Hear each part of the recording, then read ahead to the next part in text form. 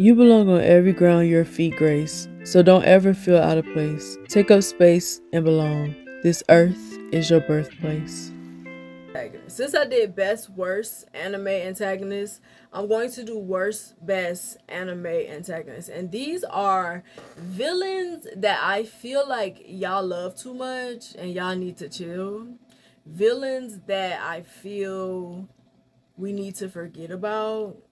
Villains I feel that were weird. Villains that y'all like that I don't. Or villains that I feel like didn't really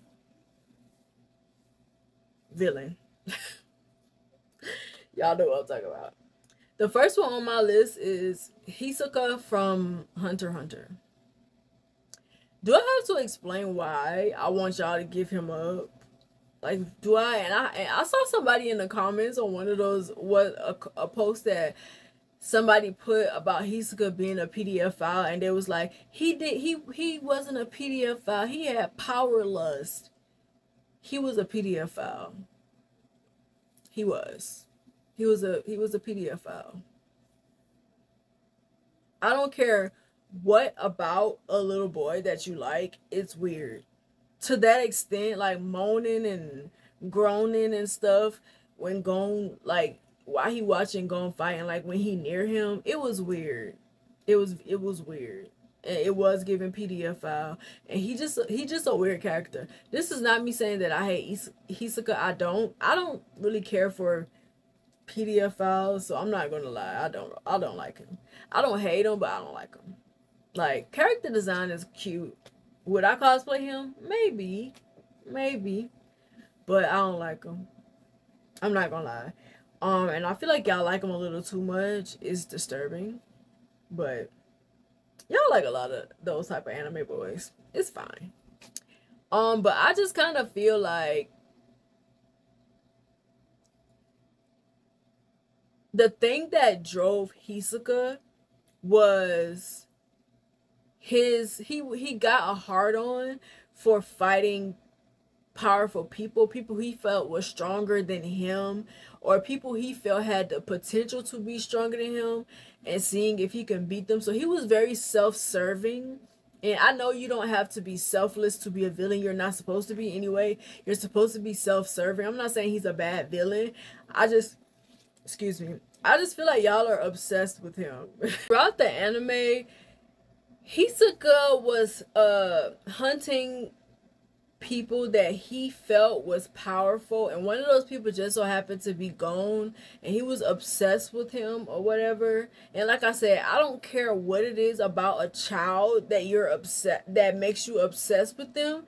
It's still weird. It shouldn't be a thing. Like, trust me, I went through a lot of that when I was a kid, when it came to adults, and I found it weird when I was a child, and I definitely find it weird as an adult. Like, it was just weird. It's weird. He's weird. And I do feel like his goals were just to fight people, and a lot of the times strong people, a lot of times the people that he wanted to fight were villains. So he wasn't necessarily terrorizing people that didn't deserve it. I ain't gonna say deserve it. He wasn't really terrorizing like innocent people. He wasn't really like, even when it came to Gon and his obsession with Gon, he laid it on him thick a little bit, but it wasn't too much. You know, it wasn't too much to make me feel like he was carrying out his job as a villain. Yeah, when he was with the Phantom Troop, he was doing like different things in that group, and like doing like terrorist attacks and stuff that they were doing and stuff like that. But directly, he wasn't really a villain to anybody but Gon. Like, directly, when I say indirectly, I'm just saying out of duty, out of obligation, because he was a part of the Phantom Troop, not necessarily because he wanted to do these things. He did them because he had to do them, and he just wanted to be around people that he felt was strong. He wanted his opportunity to fight Crollo. He wanted his opportunity to fight Gon. And like I said, I feel like he was only a villain to Gon because he was doing too much. The second person on my list is L from Death Note. Now, I don't think that L was a terrible antagonist. And I don't even really see him as an antagonist. It kind of depends on how you see Death Note. And I kind of feel like you shouldn't see one way or the other. Because if you do, it messes up your perception of it. And you come away from it with opinions that don't matter. Because Death Note isn't about good or evil.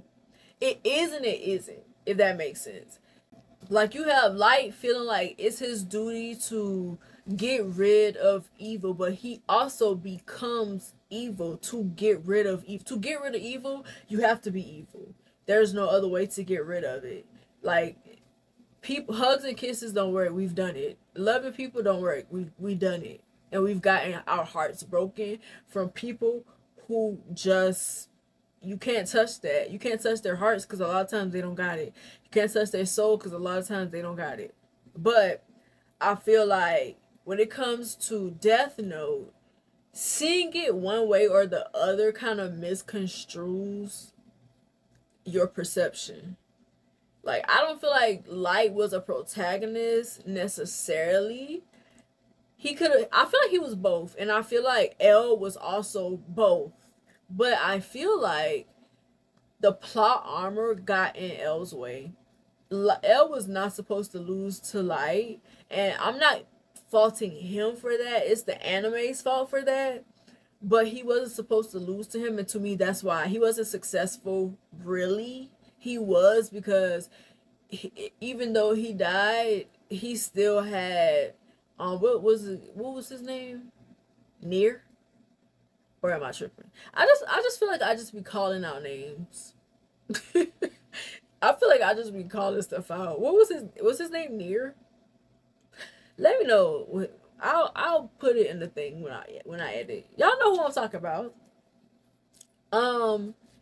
You know, he came after L and he got the job done.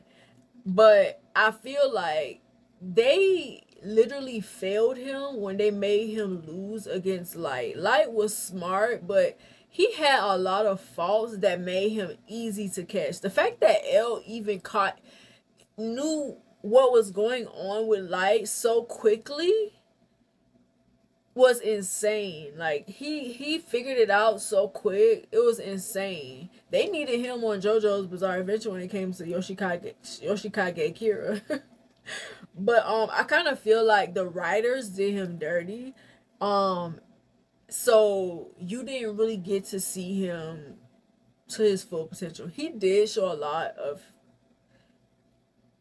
you know, he had a lot of success, but he died before he was able to actually either handcuff Light to catch him for what he was doing or whatever. But like I said, on Death Note, both of them can be the protagonist and the antagonist. You just don't choose. It messes up the perception. Don't choose. But I put him on the list for that reason, because I feel like they did him dirty in the anime. There was no way that he was supposed to lose to Light. But, you know, L gotta take that L. You know, whether he ruled or not. The third one is Muzan from Demon Slayer. And I know y'all like, huh? Muzan has been running from Tanjiro from the moment they met. He been running from this man from the moment. Muzan has not done anything except send people to do his dirty work. That's all he's done. Like, I haven't seen him done anything that make me feel like, oh, he gonna be hard to beat. Because he, like, the first villain. Was he the first, not villain, the first demon or something like that? I don't know. I can't remember the origin story, but he don't be doing nothing. Unless he is in a panic that Tanjiro them are getting too close to him and he's calling meetings for the other demons and stuff like that. Aside from that,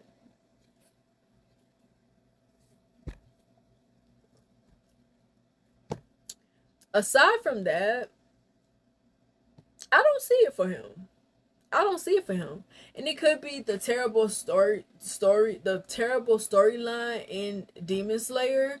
It could be that, because that storyline is terrible. It was the first season was really good, but it just fell off. Now it's no storyline. It's just fighting, training and fighting, training and fighting, training and fighting. That's it.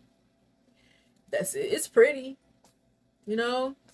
The fight scenes are really good, but that storyline ain't there. I feel like maybe that's what it is. I feel like he just isn't he doesn't give villain to me. He just gives Zeref. He gives Zeref the same type of villain. I should have put Zeref on this list. The same type of villain that Zeref is. He gives that. I'm scared. I actually want to die before this person kills me. I'm scared. I don't want to get killed. I'm too scared to get killed. I want to die before before this person kills me. That's what he gives. So that's why he on my list. The fourth person on my list is Shishio from Rurouni Kenshin. Rurouni Kenshin. Before y'all drag me for saying him, listen, okay? I kind of feel like Shishio was hyped up a lot too. He was hyped up. And yeah, the little fight scene that he had with Kenshi and Sato and all of them, it was cool. But he was easily beaten to me. To be hyped up, to be such a nefarious, such a cutthroat, such a vile villain. He was beaten too easily. And Rurouni Kenshin is one of my favorite anime. I love it. So it's no shade to the writing or nothing, because I felt like the storyline was great. It was great. But at him as a villain, this is about how I see them as a villain, the qualities and stuff. And yeah, I feel like he had all of the qualities. People feared him. People respected him. He gave orders that were carried out always. He had people on his team that could back him up, that was strong enough to back him up. He even had some people on his team that was willing to sacrifice themselves for the greater good. You have to be a great leader to be like that, whether you're a villain or a protagonist or antagonist. And I feel like, yeah, he did have all of those qualities, but I'm judging him off of the longevity that he was in the anime, and it wasn't that long. It wasn't. The fight scene was too easy to me. Like, I feel like he was easily beaten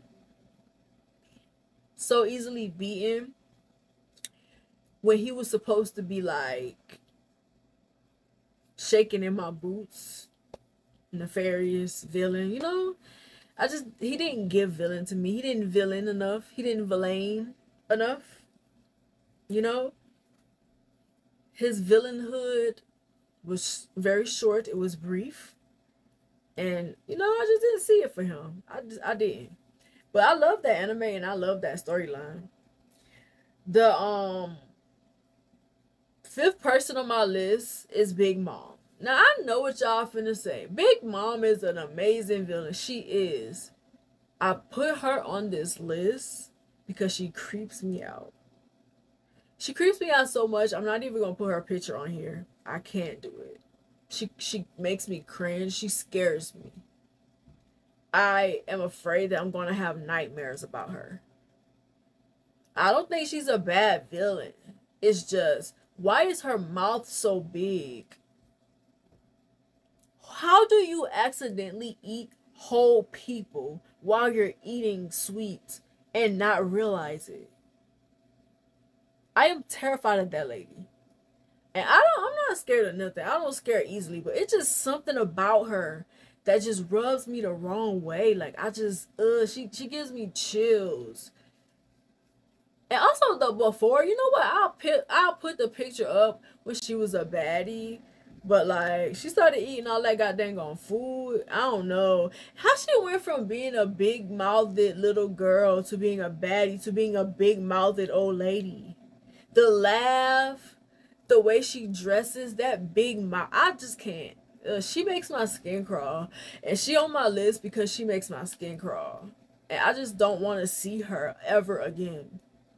And I'm still on the Wano arc because I have don't want to catch up syndrome because I love One Piece so much and I never want it to end. So I feel like if I catch up, it ended.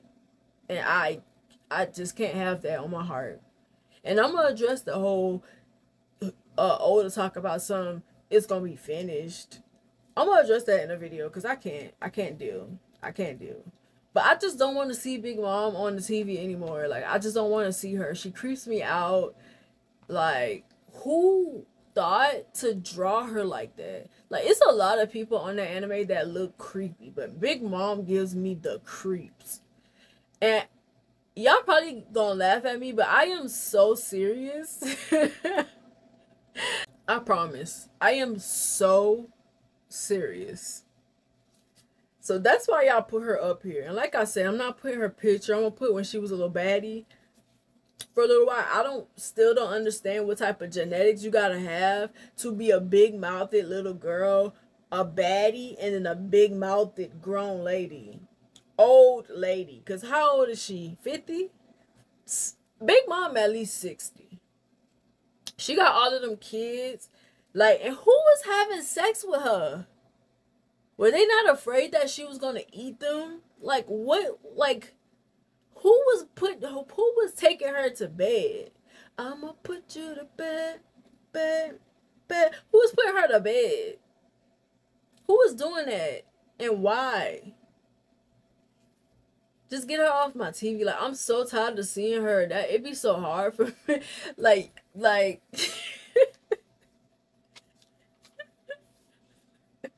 the way that I'm so serious, like, I'm so serious. Like, she creeps me out. Like, that's why she on my list. I don't think she a bad antagonist. I just don't want her to exist. Okay? The last person on my list is Kisaki from Tokyo Revengers. What did Kisaki do to make a person like Mikey? No. What did Kisaki do to make a nigga like Mikey scared of him? Or like in the future or whatever, future Mikey was scared of him or whatever. Or all of them, dragging all of them. Like, he had them niggas in the chokehold. What did he do? I saw nothing Kisaki did. I didn't really see him fight like that. You didn't really see him do anything but slick that hair back and walk around like he was that nigga. What did he do? They never showed us why they should have been scared. They never showed us. He was not that nigga. The scariest person on that show was Mikey. And I'm being so for real because he comes off as very innocent. He looks very innocent. Very, very innocent. Like, until you get to know him, he is a little off his rocker. But what did Kisaki do? Except instigate. He instigated a lot of things. I didn't really see him carry out a lot of stuff on his own. He instigated a lot of things. In that last season, like when that whole thing happened with the Takemichi, they was all at like a church or something, a chapel or something like that. The boy with the blue hair was scared of his brother and the sister, and Takemichi inserted himself in that situation. You know, they had to fight, and who was that fought the brother? Who was that? Dang, I can't remember which one of them, but I'll put it on the thing. Who fought the brother? But the way that they played Takemichi, they stayed playing Takemichi. Takemichi just wasn't smart. But I understood why Mikey kept him around, because that's the type he wanted. Takemichi just was a reminder of the purpose, his purpose. That's what I believe. That's what I choose to think. But what did he do? Y'all, please tell me. Like, do I gotta read the manga? Because y'all love telling me that. Go read the manga. The manga better. The anime ruined the character. And a lot of the times y'all be lying. But if I gotta read the manga, let me know. Because the way that y'all ended was stupid. But also, why is he the main villain? I don't get it. What did he do? He just be instigating stuff. It just be like, Kisaki said this.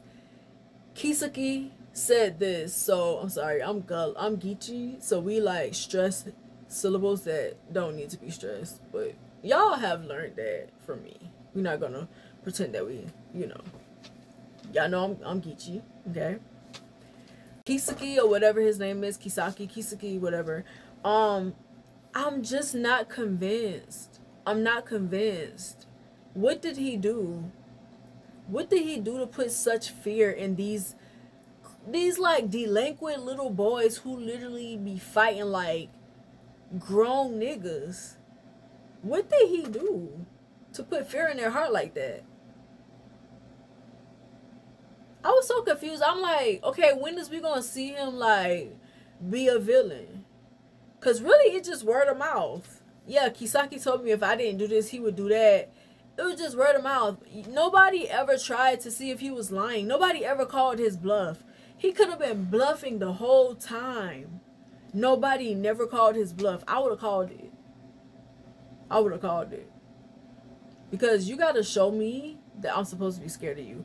Like, I'm not just going to be scared off the strength of word of mouth. Like, somebody said that you said, or somebody said that you did. I didn't see him be a villain.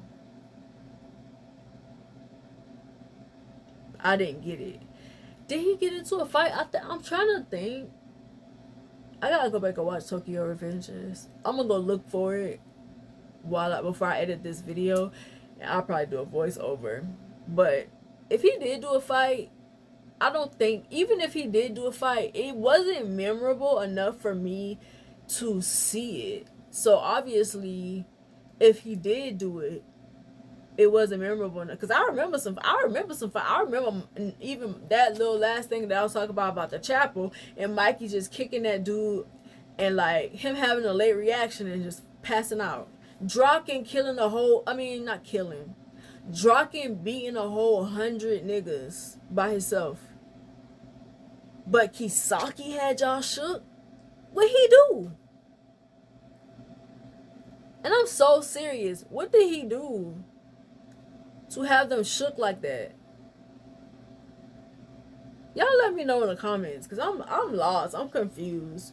But I only did 6. I can go on for worst best anime antagonist for days. I couldn't get a whole lot of best worst because I don't feel like anime be having terrible like antagonists a lot of the times. Most of the time they be better than the protagonists. But that's it for this video. Thank y'all for watching. Let me know what y'all think about this list. Do y'all agree with my list? Do y'all agree with how I feel about Big Mom?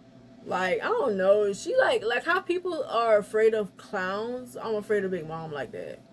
It's not an irrational fear because I don't have irrational fear of things. It was irrational enough for me to put her on this list. So, maybe. But yeah, let me know what y'all think about my list. Do y'all think I'm tripping? Do y'all agree? Who would y'all add to this list? And who would y'all take off? And tell me why y'all would take it off. But thank you for watching this video. Make sure you like, comment, and subscribe. And I will see you in the next one. Bye. Before you go, check out my website at srgrahamwrites.org. and subscribe to my mailing list to get exclusive updates on works in progress, other news, and blog posts. Thank you.